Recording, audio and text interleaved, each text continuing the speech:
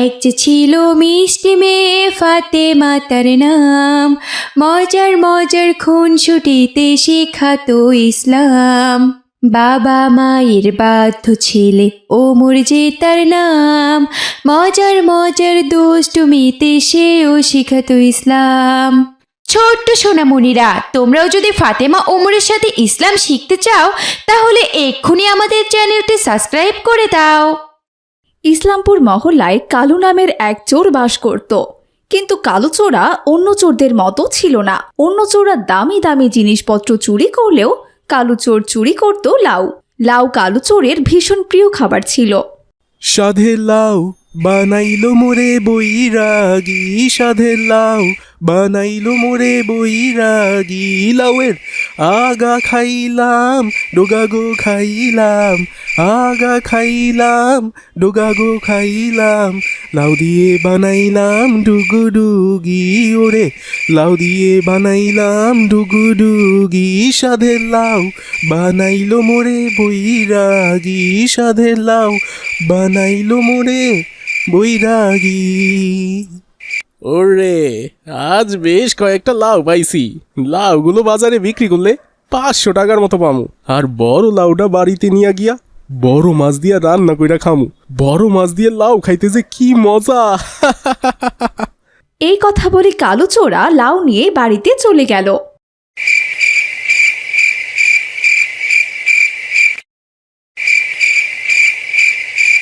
সোহাগী, ও সোহাগী, দরজাটা তাড়াতাড়ি খোলো।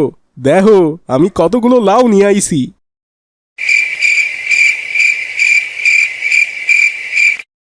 খুব উদ্ধার করে ফেলেছ, কয়েকটা লাউই তো চুরি করে নিয়ে এসেছো। এর জন্য এত ডাকাডাকি করার কি আছে শুনি? কোনোদিন তো দেখলাম না যে সোনা গয়না এসব চুরি করে নিয়ে এসেছো। সব সময় তো শুধু লাউই চুরি করে নিয়ে আসো তুমি। এইটা তুমি কোনো কথা কইলা সোহাগী?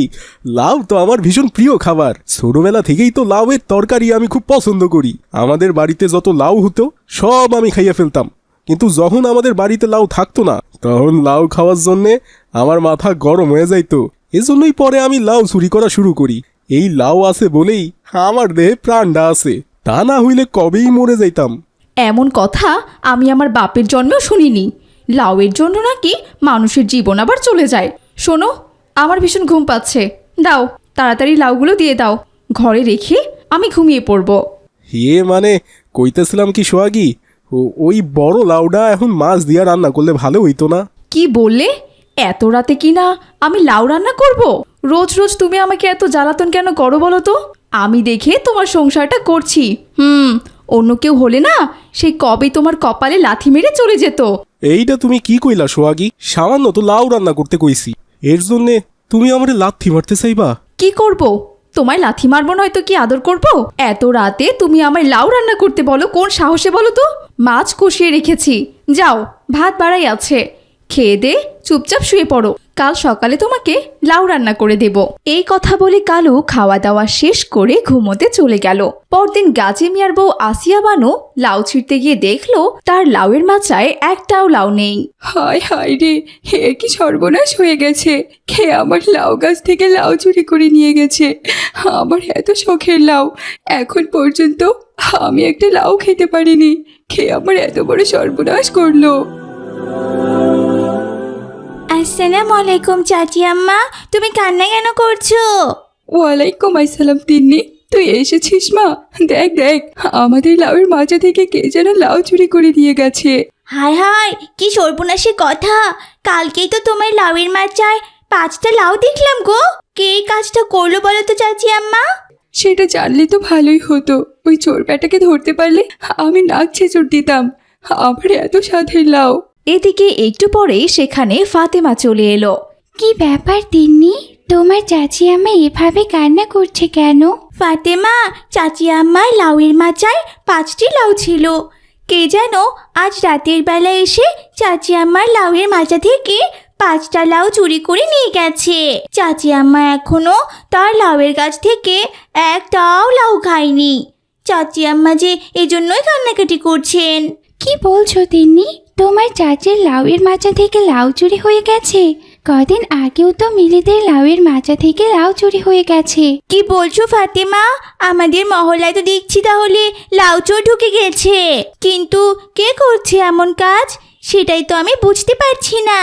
তিন্নি, কিন্তু যে করেই হোক ওই চোরকে আমাদের ধরতেই হবে, তা না হলে ওই চোর বেটা আমাদের মহল্লার একটা লাউ আস্ত রাখবে না। আমি এখন আসি তিন্নি, দেখি ওই লাউ চোরের কি ব্যবস্থা করা যায়। তুমি তোমার চাচি আম্মাকে নিয়ে বাড়িতে যাও, এখন আর কেঁদে কি হবে। এরপর তিন্নি ওর চাচি আম্মাকে বুঝিয়ে শুনিয়ে সেখান থেকে নিয়ে চলে গেল, আর ফাতেমাও তার বাড়িতে চলে গেল। আসসালামু আলাইকুম আম্মি জান। ওয়ালাইকুম আসসালাম। তুমি না এইমাত্র গেলে, আবার এত তাড়াতাড়ি ফিরে এলে যে? তিন্নির সাথে দেখা হয়েছিল? তুমি কি তিন্নিদের বাড়িতে গিয়েছিলে? তিন্নির সাথে দেখা করতে ওর বাড়িতে যেতে ধরেছিলাম, কিন্তু পথেই তিন্নির সাথে আমার দেখা হয়ে গেল। কে যেন তিন্নির চাচি আম্মার লাউয়ের মাচা থেকে লাউ চুরি করেছে। লাউ চুরি হওয়াতে তিন্নির চাচি আম্মা জোরে জোরে কান্না করছিল। কি বলো, তিন্নির চাচি আম্মা লাউয়ের মাচার লাউ চুরি হয়ে গেছে? কদিন আগেই তো মিলিদেরও লাউ চুরি হয়ে গেছে। হ্যাঁ আম্মি জান, এই বিষয়টা নিয়ে তো আমিও চিন্তায় পড়ে গেলাম। কে করছে এমন জঘন্য কাজ? সবাই লাউ চুরি করছেটা কে? আমি কিছুই বুঝতে পারছি না। ফাতেমা, তোমার কথা শুনে তো আমার খুব ভয় লাগছে। আমাদের লাউগুলোও তো বড় হয়েছে, কেউ যদি চুরি করে নিয়ে যায় তখন কি হবে মা? হ্যাঁ আম্মি জান, তবে ওই লাউ চোরকে যে করে হোক আমাদেরকে ধরতেই হবে। কোনোভাবেই ওই চোরকে আর লাউ চুরি করতে দেওয়া যাবে না। ওই চোর অনেক লাউ চুরি করেছে। আসসালামু আলাইকুম আম্মিজান। ওয়ালাইকুম আসসালাম ওমর। আম্মিজান, ফাতেমার সাথে তুমি কি নিয়ে কথা বলছিলে?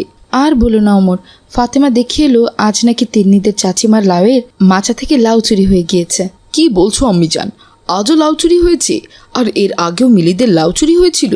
তার আগে মহল্লায় বাসার চাচা, কামাল চাচা, রাজ্জাক চাচা আরও অনেকের বাড়ি থেকে লাউ চুরি হয়ে গিয়েছে। কি বলছো ওমর? এতদিন ধরে আমাদের মহল্লা থেকে লাউ চুরি হচ্ছে, এই চোর তো দেখছি পুরো লাউ খাদক চোর। এ তো মাচার লাউ আস্ত রাখবে না। হ্যাঁ আম্মিজান, তুমি ঠিক কথাই বলেছ, এই চোর কারো বাড়ির লাউ আস্ত রাখেনি। বাবা ওমর, তুমি তো আমার ভয় ধরিয়ে দিলে। ওই চোর তো দেখছি আমাদের বাড়িতেও চলে আসবে লাউ চুরি করতে। হ্যাঁ আম্মিজান, আমাদের বাড়িতে যেহেতু গেট দেওয়া থাকে এর জন্য লাউ চোর আসতে পারে না। এখন যেহেতু সবার বাড়িতে লাউ চুরি করা শেষ, এবার নিশ্চয়ই চোর আমাদের বাড়িতে আসবে। তাহলে এখন কি করা যায় বাবা ওমর? ওই লাউ চোরকে ধরতে না পারলে এই মহল্লার কারো বাড়ি লাউ আস্ত রাখবে না। যে করেই হোক এই চোরবাটাকে ধরতেই হবে। কিন্তু বাবা ওমর, কি করে ওই চোরকে ধরবো? আম্মিজান, সেটা তুমি আমার উপর ছেড়ে দাও। আমার মাথায় একটা দারুণ বুদ্ধি এসেছে ওই চোরবাটাকে ধরার জন্য। কি বুদ্ধি ওমর বাবা? আম্মিজান, এই বুদ্ধির কথা এখন আমি বলবো না, যখন কাজ হয়ে যাবে তখন এমনিতেই বুঝতে পারবে। এই কথা বলে ওমর সেখান থেকে চলে গেল আর বাজারে গিয়ে কারেন্টের তার কিনে নিয়ে এলো। আর সেই তারগুলো তাদের বাহিরের দেয়ালের উপর গ্রিলে লাগিয়ে দিল। কাজ হয়ে গেছে। ওই চোর যখন দেয়াল টপকিয়ে চুরি করতে চলে আসবে তখনই এই কারেন্টের ফাঁদে আটকা পড়ে যাবে। কারেন্টের শক খেয়ে বেটা চোর ধপাস করে মাটিতে পড়ে যাবে, আর তখনই আমরা তাকে ধরে ফেলবো। যেমন ভাবনা তেমন কাজ। ওমর তাদের দেয়ালে কারেন্ট লাগিয়ে দিয়ে চলে গেল। এদিকে রাত গভীর হতেই কালুচোরা বলল, চুরি করতে করতে তো মহল্লা সব লাউই চুরি করে ফেলছি, শুধু ওই ফাতেমা ওদের বাড়ির লাউ বাকি আছে। কিন্তু ওদের বাড়ির সামনে তো দেওয়াল দেওয়া আছে, দেওয়ালের কারণে ওদের বাড়ির লাউ চুরি করতে পারি নাই। তবে আইজ দেওয়ালে মই লাগাইয়া ওদের লাউ চুরি করবো। আইজ ওদের বাড়ির লাউ আমার হাত থেকে কিছুতেই রক্ষা পাইব না। এই কথা বলে কালুচোরা একটা বস্তা আর মই নিয়ে চলল ওমরদের বাড়িতে লাউ চুরি করতে।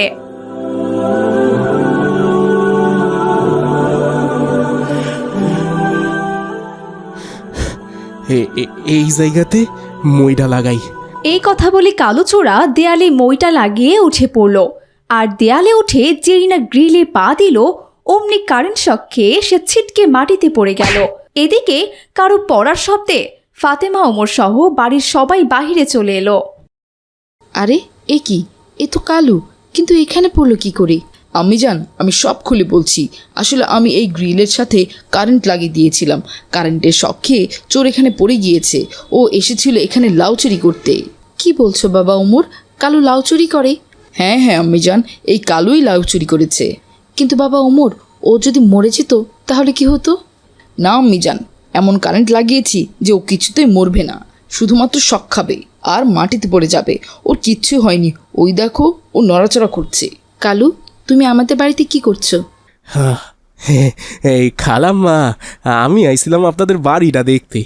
এই বেটা কালু, মিথ্যা বলছিস কেন? তুই এখানে আমাদের বাড়িতে কেন এসেছিস? এত রাতে কেউ বাড়ি দেখতে আসে? এই মইটা ওখানে কি করছে শুনি? আবার পেছনে দেখছি একটা বস্তাও আছে। সত্যি করে বল, তুই এখানে কেন এসেছিস? তা না হলে আমি তোকে পুলিশে ধরিয়ে দিব, এই আমি বলে দিলাম। তুমি আমারে পুলিশে ধরাইয়া দিও না, সত্যি কইতাছি। আমি এখানে আইছিলাম তোমাদের লাউটা চুরি করতে। কি, তাহলে তুমি সেই লাউ চোর যে চোর মহল্লার সমস্ত লাউ চুরি করছে? হ খালাম্মা, আমি মহল্লার সমস্ত লাউ চুরি করছি, আর আইজ আইছিলাম আপনাদের বাড়ির লাউটা চুরি করতে। আমারে ক্ষমা কইরা দেন খালাম্মা, আসলে লাউ হইল আমার খুবই প্রিয় খাবার, এই জন্যে আমি লাউ চুরি না কইরা থাকতে পারি না। আমার যে সব সময় লাউয়ের তরকারি দিয়া ভাত খাইতে হয় খালাম্মা, আমারে ছাইরা দেন খালাম্মা, আমারে পুলিশে দেবেন না, কথা দিতাছি আপনারে আমি আর কোনোদিনও লাউ চুরি করবো না। আচ্ছা ঠিক আছে, তোমাকে ছেড়ে দেওয়া হলো। আর একটু দাঁড়াও, আমি তোমাকে লাউয়ের বীজ এনে দিচ্ছি। এই বীজ নিয়ে গিয়ে তোমার বাড়িতে রোপণ করে দেবে, দেখবে কিছুদিনের মধ্যেই থোকায় থোকায় লাউ ধরবে। তোমাকে আর লাউ চুরি করতে হবে না, এই লাউ খেয়ে তোমার শখ মিটে যাবে। তাইলে তো ভালোই হয় খালাম্মা। আইসা ঠিক আছে। এরপর আয়শা বাড়ির ভেতর থেকে লাউয়ের বীজ এনে দিল কালোচোরাকে। কালোচোরা লাউয়ের বীজ নিয়ে সেখান থেকে চলে গেল। এরপর থেকে কালু আর কখনোই লাউ চুরি করেনি। হাই হাই রে, কি সর্বনাশ হয়ে গেছে আমার। মাইশার বাবা, জলদি এদিকে আসুন, দেখে যান, কে যেন আমাদের একটা হাঁস চুরি করে নিয়ে গেছে।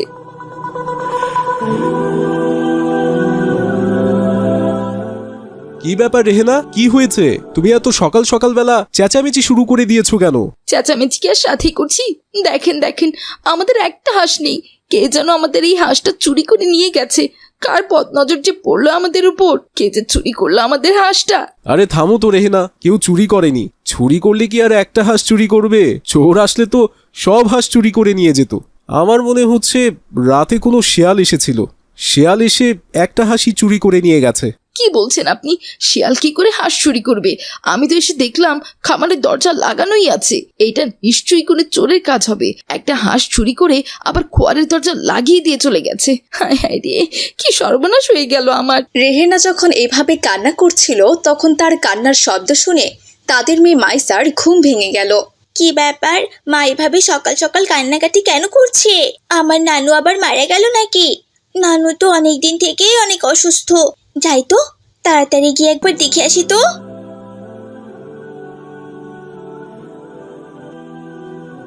আসসালামু আলাইকুম বাবা, কি হয়েছে? মা এভাবে চিৎকার চেঁচামেচি কেন করছে? আমার তো ঘুমটাই ভেঙে দিল। ফজরের নামাজ পড়ে একটুখানি ঘুমিয়েছিলাম। নানুর কি কোনো কিছু হয়েছে বাবা? ওয়ালাইকুম আসসালাম। না মা, তোমার নানুর কিচ্ছু হয়নি। আমাদের যে আজ একটা হাঁস চুরি হয়ে গেছে। কি বলছো কি বাবা? আমাদের হাঁস চুরি হয়ে গেছে?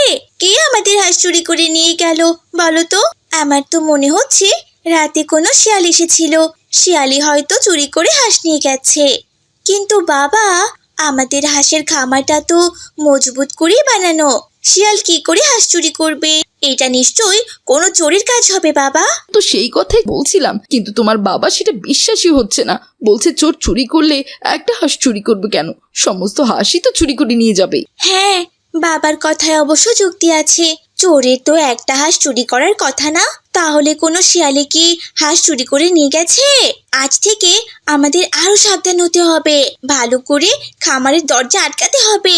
মা, আর কেঁদো না মা, যেটা হবার সেটা তো হয়ে গেছে। তুমি গিয়ে রান্না করো মা, একটু পরে আমি আবার মাদ্রাসায় চলে যাব। রেহেনা, তোমার মেয়ে কিন্তু ঠিক কথাই বলেছে। যাও, আমি একটু খামারের চারপাশটা একটু ভালো করে দেখে আসি, কোনো ফুটো আছে কিনা। এইভাবেই সেই দিনটি কেটে গেল। পরদিন সকালবেলা রেহেনা আবারও তাদের হাঁসের খামারে গিয়ে দেখলো আজও একটা হাঁস চুরি হয়ে গেছে। হায় হায়, আজও দেখছি একটা হাঁস নেই। মাইশার বাবা, জলদি এইদিকে আসুন, দেখে যান, আজও আমাদের একটা হাঁস নেই। কি বলছো কি রেহেনা? আজও একটা হাঁস চুরি হয়ে গেছে? হায় আল্লাহ, এটা কি হচ্ছে আমাদের সাথে? আপনাকে আমি বলেছিলাম এটা নিশ্চয়ই চোরের কাজ, কিন্তু আমার কথা কেউই বিশ্বাস করছেন না। বলছেন কোনো শিয়াল চুরি করে নিয়ে গেছে। শিয়াল চুরি করলে তো দরজা খোলা থাকবে, কিন্তু সকালে এসে তো আমি দরজা বন্ধই দেখতে পাই। এইটা কোনো মানুষ ছাড়া আর কেউই করতে পারবে না। ঠিকই বলেছ রেহেনা, তোমার কথাই সত্যি, এটা কোনো চোরেরই কাজ হবে।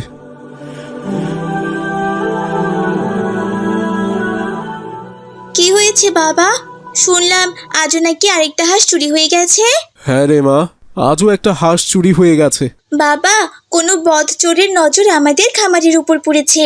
ওই চোরকে আমাদের ধরতেই হবে, তা না হলে ওই চোর আমাদের একটা হাঁসও আস্ত রাখবে না। এক এক করে পুরো খামার একদম খালি করে ফেলবে। সমস্ত হাঁস চুরি করে নিয়ে যাবে? তাহলে তো হাঁসের খামারে পাহারা বসাতে হবে মা। হ্যাঁ হ্যাঁ বাবা, তাই করতে হবে। কিন্তু সারা রাত ধরে কি করে খামার পাহারা দিব? রাতে তো আমাদের ঘুমাতেও হবে, তাই না? বাবা, এটা তুমি আমার উপর ছেড়ে দাও, আমি একটা ব্যবস্থা করে নেব। কি বলছো মা? তুমি আবার কি ব্যবস্থা করবে? আমি আমার বন্ধুদের সাথে বুদ্ধি করে যে কোনো একটা ব্যবস্থা করব বাবা। এ নিয়ে তোমরা আর চিন্তা করো না। ওই চোরকে আমি আর হাঁস চুরি করতে দিব না। আচ্ছা ঠিক আছে মা, তাহলে তোমার উপরেই ভরসা রাখলাম।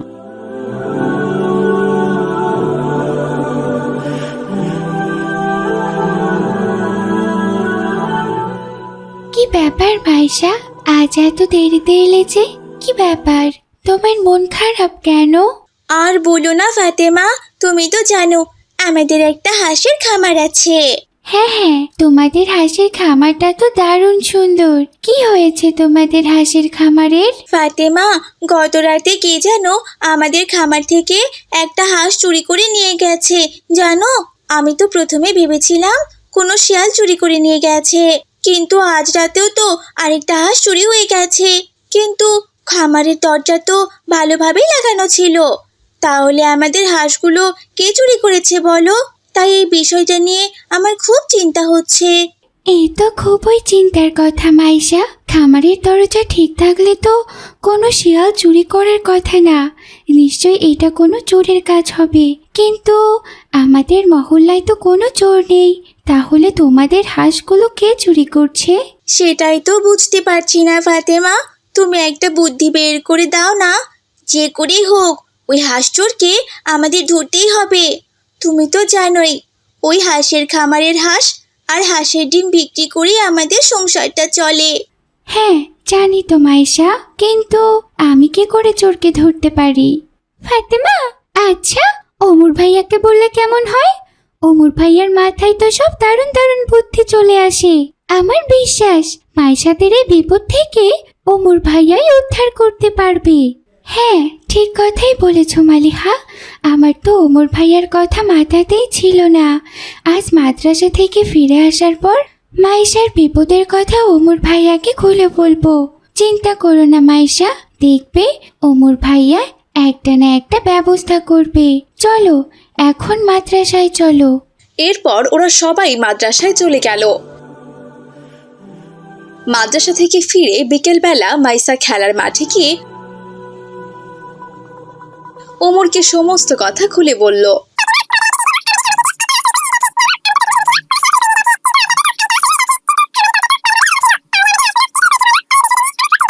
আরে এ তো ভারী চিন্তার কথা। তবে আমি শিওর এটা কোনো চোরের কাজ। শিয়াল কখনো খামারের দরজা খুলে মুরগি চুরি করবে না। তবে মুরগি চোরকে ধরতে হলে তো রাত জেগে পাহারা দিতে হবে। ওমর ভাইয়া, আমি কোনো কিছু জানি না। যে করেই হোক তোমাদেরকে ওই বদ চোরটাকে ধরে দিতেই হবে। ওই চোরকে ধরতে না পারলে যে আমাদের সব হাঁস সাবার করে দিবে। ওই হাঁসগুলোর ওপরে আমার বাবার সংসারটা চলে, তা তো তোমরা জানোই বলো। আচ্ছা ঠিক আছে মাইশা, তুমি চিন্তা করো না। আজ রাতে আমি আর মাহাদি তোমাদের হাঁসের খামার পাহারা দিব। যে করেই হোক ওই দুষ্ট চোরকে আমাদের ধরতেই হবে, ছাড়বো না। সত্যি বলছো ওমর ভাইয়া? তাহলে তো খুব ভালো হয়। হ্যাঁ মাইশা, তুমি চিন্তা করো না। তুমি বাসায় চলে যাও, আমি ঠিক সময় চলে আসব। এরপর মাইসা বাড়িতে চলে গেল। এদিকে রাত হতেই মাহাদি আর ওমর মাইসাদের বাড়িতে এসে হাঁসের খোয়ার পাহারা দেওয়ার কাজে লেগে পড়ল। দেখবো আজ চোর বেটা কি করে হাঁস চুরি করে। হ্যাঁ হ্যাঁ ভাই ওমর, ওই চোরকে আমি ধরতে পারলে লাঠি দিয়ে পিটিয়েই মেরে ফেলবো। না না ভাই, ওকে মেরে ফেলা যাবে না, ওকে পুলিশে দিতে হবে। ও চোর হলেও তো মানুষ, শাস্তি পেলে এমনিতেই চুরি করা ছেড়ে দিবে। কোনো মানুষকে হত্যা করা যাবে না। মাহাদি আর ওমর যখন এইসব কথা বলছিল ঠিক তখনই সেখানে মতিন মিয়া চলে এলো। আসসালামু আলাইকুম চাচাজান, আপনি আবার কষ্ট করে কেন এলেন? আপনি গিয়ে ঘুমান চাচাজান। ওয়ালাইকুম আসসালাম। তোমরা আমাদের এত বড় উপকার করছো, আর আমি একটু তোমাদের দেখতে আসতে পারবো না? ধন্যবাদ বাবারা, তোমরা আছো বলে সমাজটা এত সুন্দর। তোমাদের কোনো অসুবিধে হলে আমাকে কিন্তু ডেকো বাবা। আল্লাহ তোমার ভালো করুক বাবারা। আচ্ছা ঠিক আছে চাচাজান, চিন্তা করবেন না। আমাদের কোনো অসুবিধা হলে আপনাকেই জানাবো। যান, আপনি গিয়ে ঘুমান। এরপর মতিন মিয়া তার ঘরে চলে গেল। এদিকে রাত যত গভীর হচ্ছিল মাহাদি আর ওমরের তত বেশি ঘুম পাচ্ছিল। তারা একটি গাছের সাথে হেলান দিয়ে ঘুমিয়ে পড়ল। এদিকে রাত গভীর হতেই রসুলপুর মহল্লার পাশের ইসলামপুর মহল্লার কালুচোরা হাঁস চুরি করতে চলে এলো।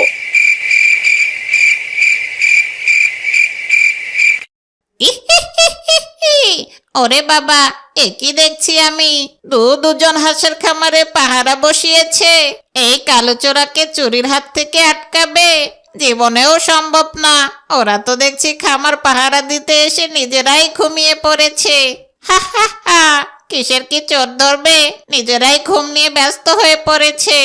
ওরা ঘুমাক, আমি যাই, আমার কাজটা সেরে তাড়াতাড়ি এখান থেকে পালাই।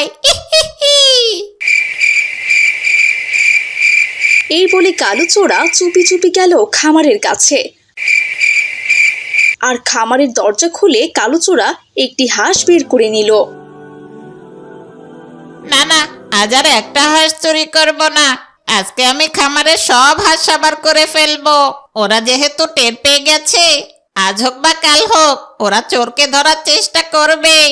আজ একেবারে পুরো খামারটাই খালি করে ফেলবো। এই কথা বলে কালুচোরা এক এক করে খোয়ার থেকে সব হাঁস বের করতে লাগলো। আর তখনই কালুচোরার হাত থেকে দুটো হাঁস ছুটে গিয়ে চিৎকার চেঁচামেচি করতে শুরু করে দিল। আর হাঁসের এমন চিৎকার চেঁচামেচি শুনে মাইসা, ওমর, মাহাদি, মতিন সবাই সেখানে চলে এলো। হায় হায়, এ কি সর্বনাশ! আজ তো ধরা পড়ে গেলাম, এখন কি হবে আমার? মাহাদি, ওমর, ওই দেখো চোর হাঁস চুরি করছে। ওকে এক্ষুনি ধরতে হবে। তাড়াতাড়ি করে ঘিরে ফেলো, চোরটা যেন পালাতে না পারে। এরপর তারা সবাই মিলে চোরকে চারদিক থেকে ঘিরে ফেললো। শয়তান চোর, তাহলে তুই প্রতিদিন মায়ের সাথে হাঁস চুরি করে নিয়ে যাস? এই হাঁসগুলোর উপরেই মতিন চাচার সংসার চলে। তোদের মতো নিমক হারামদের হাত কেটে দেওয়া উচিত। ইসলামের চোরের শাস্তি হচ্ছে হাত কেটে দেওয়া, কিন্তু আমাদের দেশে সেই বিধান চালু নেই। চাচাজান, এই চোরকে এখন কি করব? বাবা, এই শয়তান চোরটাকে পুলিশে দাও। ওকে ছেড়ে দিলে কারো না কারো বাড়িতে আবার চুরি করতে যাবে। আমাকে ছেড়ে দাও, তোমরা আমাকে পুলিশে দিও না। আমি আর কোনোদিন চুরি করব না, ছেড়ে দাও। না, তোকে বিশ্বাস নেই। চাচাজান, ওকে গাছের সাথে বেঁধে রাখুন। কাল পুলিশ ডেকে এনে ওকে আমরা ধরিয়ে দেব। হ্যাঁ, ঠিক কথাই বলেছো বাবা ওমর। কালুচোরকে গাছের সাথে বেঁধে রেখে তারা সেদিনের মতো ঘুমোতে চলে গেল। পরদিন সকালবেলা পুলিশ ডেকে এনে কালুচোরকে ধরিয়ে দেওয়া হলো। ধন্যবাদ ওমর ভাইয়া, তোমার জন্যই ওই দুষ্টু পাজি চোরটাকে আমরা ধরতে পারলাম। তুমি আমাদের যে অনেক বড় উপকার করলে ভাইয়া। আরে ধন্যবাদ দিতে হবে না মায়েশা, এটা তো আমাদের দায়িত্ব। একই মহল্লায় থাকলে কারো সমস্যা হলে সবাই মিলে সমাধান করতে হয়। আর আমরা তাহলে এখন আসি। আসসালামু আলাইকুম চাচাজান। ওয়ালাইকুম আসসালাম।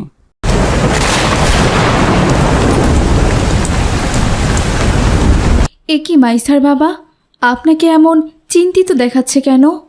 রেহেনা, হাতে তো কোনো টাকা পয়সা নাই। বন্যার এই কয়দিনে কোনো কাজও তো করতে পারি নাই।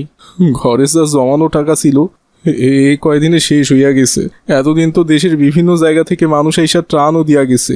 একদিন তো চলছি কোনো রকম, কিন্তু এখন কি কইরা সংসার চালামো?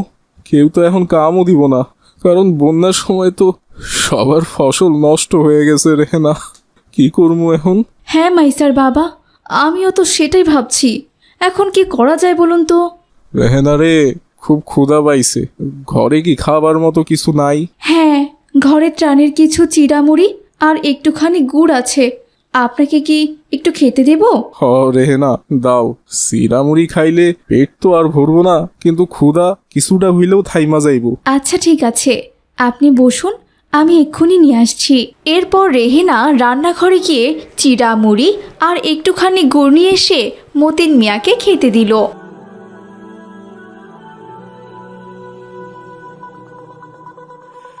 আসসালামু আলাইকুম বাবা, কি খাচ্ছেন আপনি? ওয়ালাইকুম আসসালাম। কি আর খামু মা, ঘরে কিছু ট্রানের সিরা মুড়ি ছিল আর একটু গুড় ছিল, সেইগুলাই খাইতাছি। তুমি খাইবা মা? বাবা, রাস্তায় দেখে এলাম বন্যার পানি কমে যাওয়ায় জাল ফেলে সবাই অনেক মাছ ধরছে। আমাদেরও তো একটা জাল আছে, চলুন না বাবা, আমরাও মাছ মারতে যাই। মাইসার বাবা, মাইসা তো ঠিক কথাই বলেছে, আমাদের ঘরে তো খাওয়ার মতো তেমন কিচ্ছুই নেই। যান না, মাইসাকে নিয়ে একটু নদীতে মাছ ধরতে যান। যদি বেশি মাছ পাওয়া যায় তাহলে আমরা খেতেও পারবো আর বাজারে বিক্রিও করতে পারবো। আচ্ছা ঠিক আছে রেহেনা, এই সিরা মুড়ি খাইয়া তারপর জামুনে। মা মাইশা, তুমিও আমার লগে একটু খাও। দ্রুত তারা চিড়ামুড়ি খাওয়া শেষ করে দুই বাবা মেয়ে জাল নিয়ে চলে গেল মাছ ধরতে। বন্যায় মানুষের পুকুর ঘাট সবই ডুবে গেছে আর সমস্ত জায়গায় মাছ ছড়িয়ে পড়েছে। যে যেখানে জাল ছুড়ছে সেখান থেকেই বড় বড় মাছ উঠে আসছে। মতিন মিয়াও তার জাল ছুটতেই অনেকগুলো মাছ তার জালে উঠে এলো। বাবা দেখেছেন, আপনাকে বলেছিলাম না সবাই অনেক মাছ পাচ্ছে? আমাদের জালেও কতগুলো মাছ উঠেছে, দেখেছেন? হ রে মা, দেখলাম তো, কিন্তু ওই মাছগুলো যে ধরতে খুব কষ্ট হইতাছে। কি বলছেন বাবা, মাছ ধরতে আবার কিসের কষ্ট? মা মাইশা, এই মাছগুলো তো নদীর মাছ না, এইগুলা তো রুই কাতলা মাছ। এই মাছগুলো তো সব পুকুরে চাষ করে, কার না কার পুকুরের মাছ আমরা সবাই ধরছি, এই জন্যই তো খুব কষ্ট হইতাছে মা। ঠিক বলেছেন বাবা, এভাবে তো বিষয়টা আমি ভেবে দেখিনি। এই বন্যাটা আমাদের কত ক্ষতি করে দিয়ে গেল, তাই না বাবা? হরে মা, মানুষের কোটি কোটি টাকার সয় সম্পত্তি সব নষ্ট হইয়া গেছে, ফসলের জমি নষ্ট হইয়া গেছে, পুকুরের মাছ ভাইসা গেছে, গবাদি পশু পাখি না খাইয়া মইরা গেছে, কারো কারো মুরগির খামারের মুরগি মারা গেছে। আমি এমন ভয়াবহ বন্যা আমার বয়সে কখনো দেখি নাই মা। হ্যাঁ বাবা, আল্লাহ তাআলা এমন বন্যা যেন আর কখনোই কাউকে না দেয়। মতিন মিয়া এসব কথা বলছিল আর জাল ফেলছিল। এভাবেই মতিন মিয়া অনেক মাছ ধরে ফেললো। মা মাইশা, মাছ মারা তো অনেক হইল, চলো মা এবার বাড়ি যাই। বাড়িতে গিয়া মাছগুলা রান্না কইরা খামু, খুব ক্ষুধা পাইছে। আচ্ছা ঠিক আছে বাবা, চলুন। এরপর মতিন মিয়া তার মেয়ে মাইসাকে আর সাথে মাছগুলো নিয়ে বাড়িতে চলে গেল। রেহেনা, রেহেনা, দেখো কতগুলা মাছ ধইরা আনছি। ও মা, আপনারা না এইমাত্র গেলেন? এই অল্প সময়ের মধ্যে এতগুলো মাছ পেয়ে গেলেন? হ রেহেনা, বন্যায় মানুষজনের পুকুর ভাইসা মাছগুলো নদী আর খাল বিলে আইসা পড়ছে, আর মানুষজন জাগে জাগে মাছ মারতাছে। তুমি এক কাজ করো না রেহেনা, মাছগুলো রান্না করো, খুব ক্ষুধা পাইছে, আজ অনেকদিন পর পেট ভইরা একটু খামু। রেহেনা, কি বলছেন কি আপনি? ঘরে তো চাল নেই, ভাত রান্না করব কি করে? আপনাকে তো আমি বলেছিলাম কিছু মাছ বিক্রি করতে। মাছ বিক্রি করে তো কিছু চাল ডাল নিয়ে আসতে পারতেন, তাই না?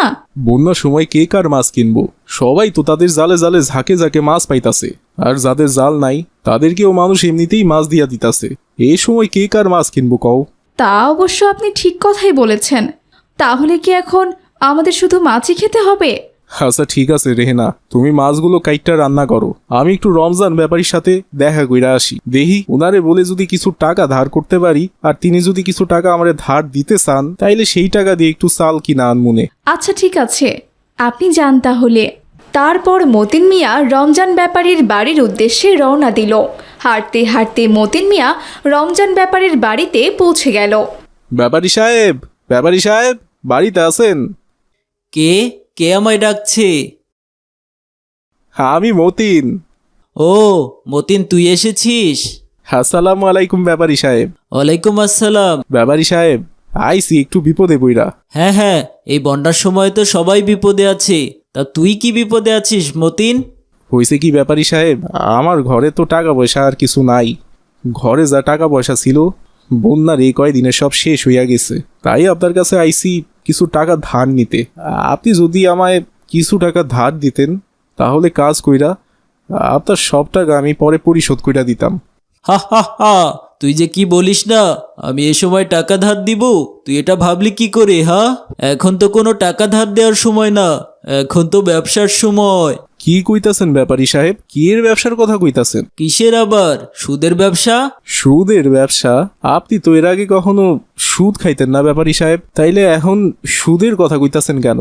হ্যাঁ, সে সময় খেতাম না, তখন তো আমার পুকুর ভর্তি মাছ ছিল, গোলা ভরা ধান ছিল, মাঠ ভর্তি ফসল ছিল। কিন্তু এখন তো আমার কিচ্ছু নেই, ঘরে শুধু জমানো কিছু টাকা আছে। তাই চিন্তা করেছি এই টাকাগুলো সুদের উপর লাগিয়ে বন্যায় যা ক্ষয়ক্ষতি হয়েছে তা পুষিয়ে নিব। ব্যাপারী সাহেব, তাই বইলা আপনি সুদ খাইবেন? আপনি জানেন না ইসলামে শুকুরের মাংস খাইতে একবার নিষেধ করছে, আর সুদ খাইতে ৭০ বার নিষেধ করছে। তাইলে বোঝেন আল্লাহ তাআলা সুদকে কতটা অপছন্দ করেন। আরে রাখ তো তোর নীতি কথা। আমার জমির ফসল নষ্ট হয়েছে, আমার পুকুরের মাছ চলে গেছে, এগুলো কে ফিরিয়ে দিবে শুনি? আমার এগুলো কি তুই ফিরিয়ে দিবি? রাস্তায় দেখলাম সবাই মিলে আমার পুকুরের মাছ মারছে, কেউ তো আমাকে বললো না যে ব্যাপারী সাহেব একটা মাছ নিয়ে যান। আর আমি কিনা তোদেরকে ফ্রিতে সেবা করব? এখন যদি তুই সুদের উপর টাকা নিতে চাস তাহলে নিয়ে যা, আর তা না হলে এখান থেকে কেটে পড়। আরে হ্যাঁ শোন, এখন যদি ১,০০০ টাকা নিস তাহলে ১ সপ্তাহ পর ১,০০০ টাকা লাভ দিতে হবে। কি কইতাছেন ব্যাপারী সাহেব? মাত্র ১,০০০ টাকায় ১ সপ্তাহে ১,০০০ টাকা লাভ? না না ব্যাপারী সাহেব, আমি আপনার সুদের টাকা নিতে পারুম না। প্রয়োজনে না খাইয়া থাকবো, তবুও আপনার সুদের টাকা নিব না। আরে যা যা, তুই না নিলে কতজন নিবে? এসেছে খাঁটি ইমানদার বান্দা, সুদ খাবে না। রমজান ব্যাপারীর এমন কথা শুনে মতিন মিয়া খুব মন খারাপ করে সেখান থেকে চলে গেল।